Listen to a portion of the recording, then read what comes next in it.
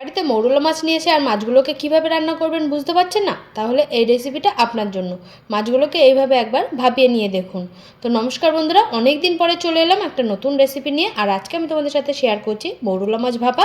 আর মৌরলা মাছ ভাপার জন্য আমি এখানে মাছগুলোকে ভালো করে বেছে ধুয়ে নিয়েছি।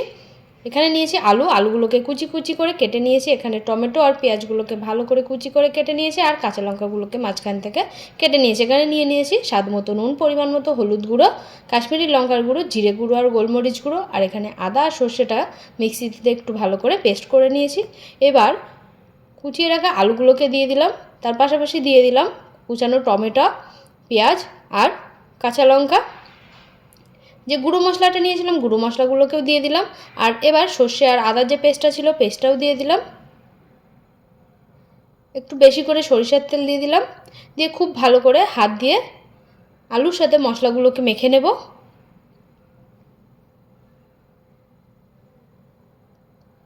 আলুর সাথে ভালো করে মশলাগুলো মাখা হয়ে গেলে এবার এর মধ্যে আমি কাঁচা মৌরলা মাছগুলোকে দিয়ে দেব।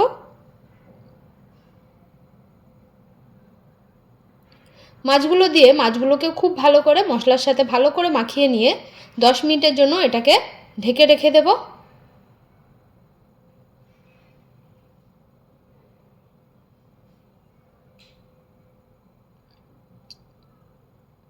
এদিকে 10 মিনিটের জন্য আমি ম্যারিনেট করতে রেখে দিয়েছি। আর এদিকে আমি নিয়ে নিয়েছি কলা পাতা। এবার গ্যাসে একটা প্যান বসিয়ে প্যানের মধ্যে দিয়ে দিলাম তেলটা হালকা গরম করে আমি এর মধ্যে দিয়ে দিচ্ছি কলা পাতাগুলো। কলা পাতাটা দিয়ে তার মধ্যে দিয়ে দিলাম মাছটা, যে ম্যারিনেট করে রেখেছিলাম মাছটা, সেই মাছটা দিয়ে দিচ্ছি। দিয়ে আবারও এর উপরে কলা পাতা চাপা দিয়ে দেবো। দিয়ে এবার এটাকে আমি ঢেকে দেব।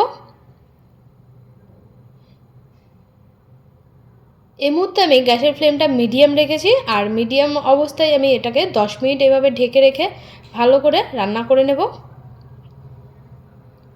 10 মিনিট পরে কলার পাতাটা খুলে দিয়ে পুরো ম্যারিনেটের যে পাতাটা আছে সেই পাতাটা পুরোটা উল্টে দেব। মাছগুলোকে এভাবে উল্টে আবারও পাতা চাপা দিয়ে আবারও 10 মিনিট এভাবে ঢেকে দেব।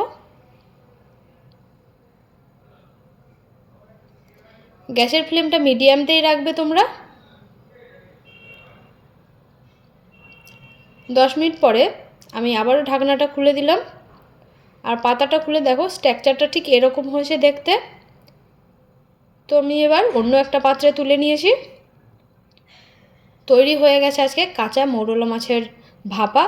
তোমরা অবশ্যই বাড়িতে একবার রেসিপিটা ট্রাই করে, দারুণ লাগে খেতে।